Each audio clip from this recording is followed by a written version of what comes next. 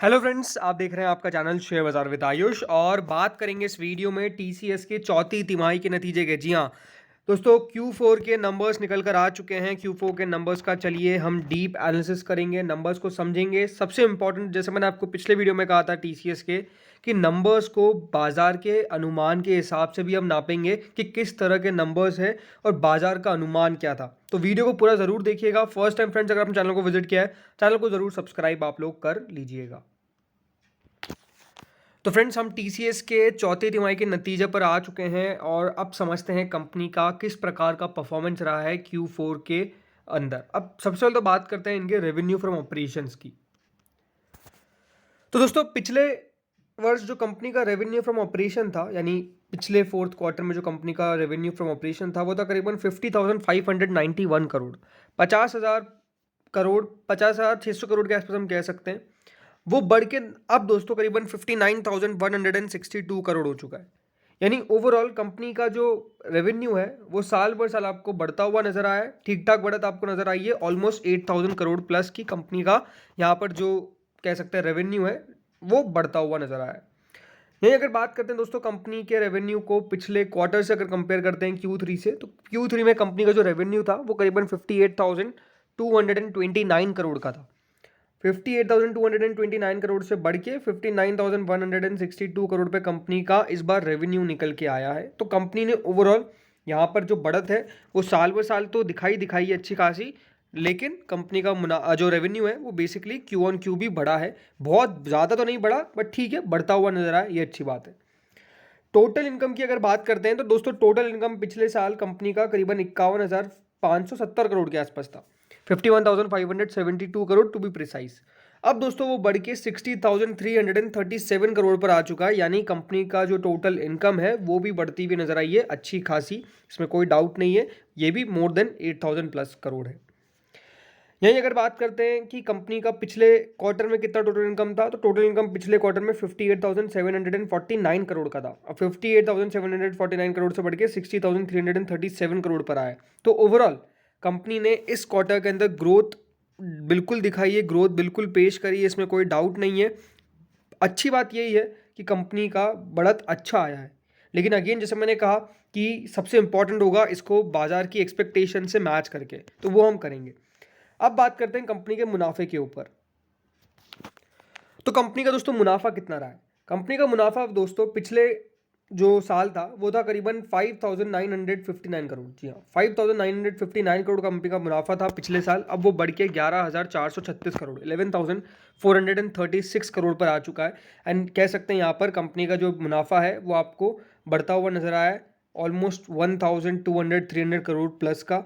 ठीक है, अच्छा यहाँ पे बढ़त है कंपनी के मुनाफे में। यहीं पिछले क्वार्टर से कंपेयर करें तो वो 10,883 करोड़ का कंपनी का मुनाफा था, जो बढ़ के अब करीबन 11,436 करोड़ पर आ चुका है। 10,880 करोड़ से बढ़ के, और ये है 9,960 करोड़।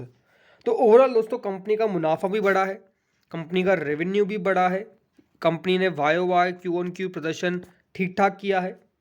बहुत अच्छा नहीं है ये, आपको डेफिनेटली कह सकता हूँ कि एक्सपेक्टेशन थोड़ी सी ज़्यादा थी।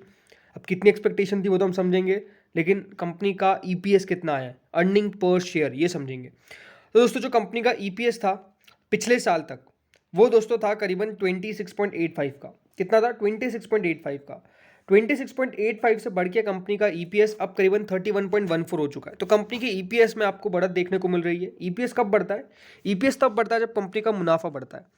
जब कंपनी की परफॉर्मेंस अच्छी आती है तो ईपीएस बढ़ जाता है। तो दोस्तों ईपीएस मतलब है अर्निंग पर शेयर, यानी आपकी कितनी अर्निंग हो रही है कंपनी के पर शेयर पर। तो करीबन 31.14, या फिर आप मान सकते हैं कंपनी की कितनी अर्निंग हो रही है।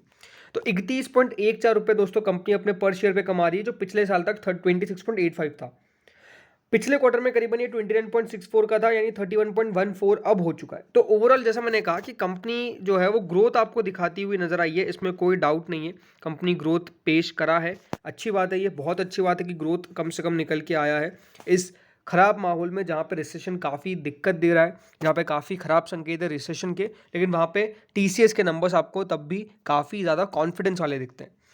लेकिन अगेन जैसे मैंने कहा कि देखिए बाजार हमेशा उल्टी चाल चलता है। बाजार के लिए सबसे इंपॉर्टेंट है कि कंपनी बढ़िया करे तो बाजार के अनुमान से भी बढ़िया करे। तो बाजार के अनुमान क्या था, चलिए ये हम समझ लेते हैं।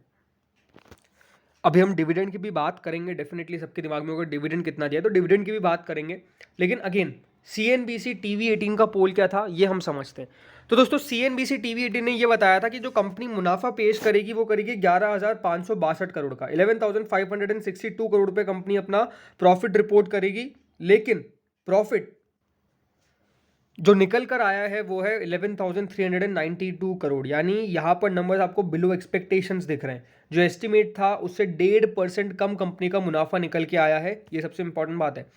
रेवेन्यूज में भी दोस्तों यही है कि कंपनी का रेवेन्यू CNBC एक्सपेक्ट करके चल रहा था कि 59,334 करोड़ पे आएगा, आया कितना 59,162 करोड़। अगेन ये एक्सपेक्टेशन से करीबन 0.3% मिस कर गया। कंपनी का इबिट, दोस्तों कंपनी का इबिट करीबन 14,829 करोड़ पे आना चाहिए था, आया कितना है 14,488 करोड़, यानी अर्निंग बिफोर इंटरेस्ट टैक्स। यहाँ पर भी कंपनी करीबन 2.3% से जो बाजार एस्टिमेशन मान के चल रहा था उससे कम आपको कंपनी का इबिट आया है, तो यहाँ पर भी डिक्लाइन है।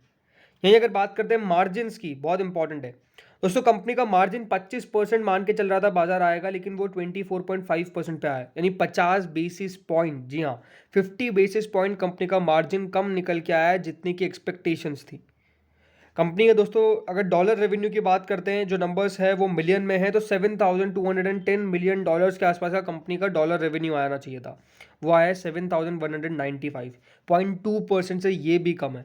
तो एक बात तो साफ साफ है कि दोस्तों ये बाजार के एक्सपेक्टेशंस के, बाजार के एस्टिमेट्स के, तो बाजार के एस्टिमेट से कम नंबर्स निकल के आए हैं थोड़े से।